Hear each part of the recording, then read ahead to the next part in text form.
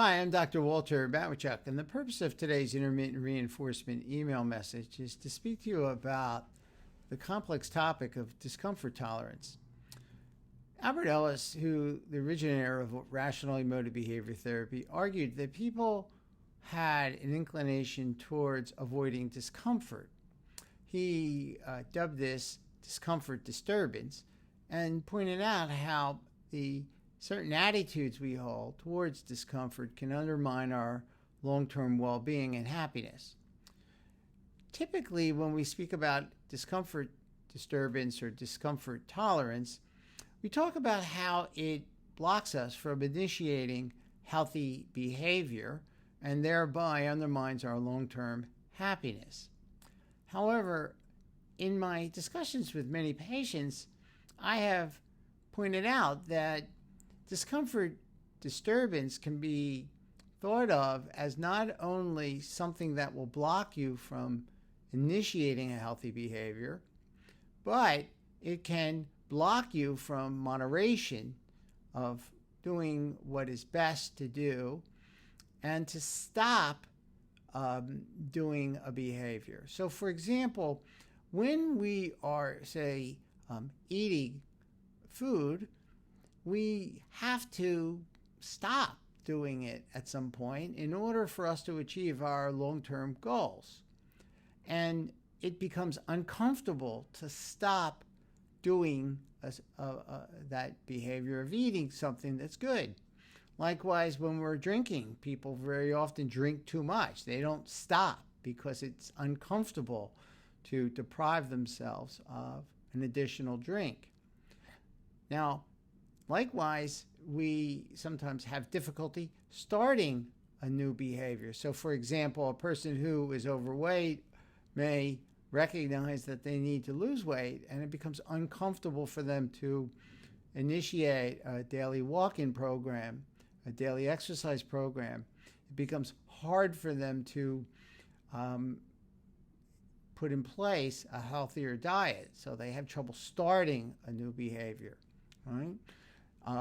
People who have problems with procrastination have difficulty starting to do their homework or do a particular assignment.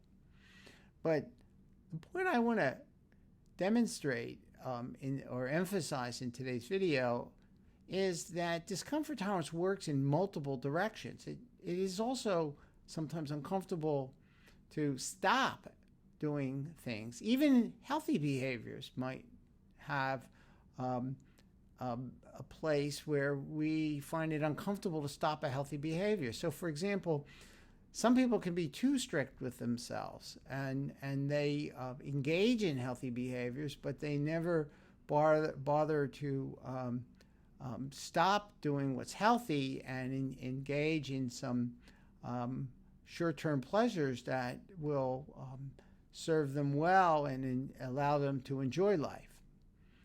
Likewise, people who get started doing some work may insist upon finishing it when in fact it would be better for them to face the discomfort of doing 80% of, say, a task and then going to bed because it's getting late, and then starting up again in the morning and finishing off that task. So humans are creatures of habit. And we get into all sorts of bad habits. We avoid discomfort. Sometimes we don't start healthy behaviors. Or sometimes we overdo a good behavior. So too much or too little of an activity can actually be done because of our low discomfort tolerance. I remember when I ran the marathons that I used to run, there was a point in the training cycle close to the time of the event where it was better to face the discomfort of training less so that I didn't injure myself, say, weeks before the marathon.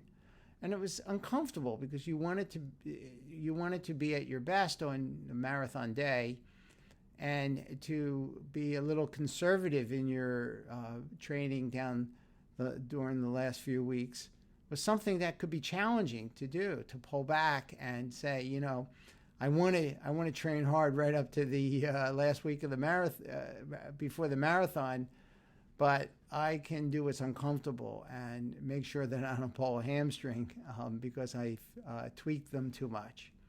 So I encourage you to carefully read today's intermittent reinforcement email message and think about how discomfort tolerance works in multiple directions, both as a spark plug of sorts, but also as a braking system.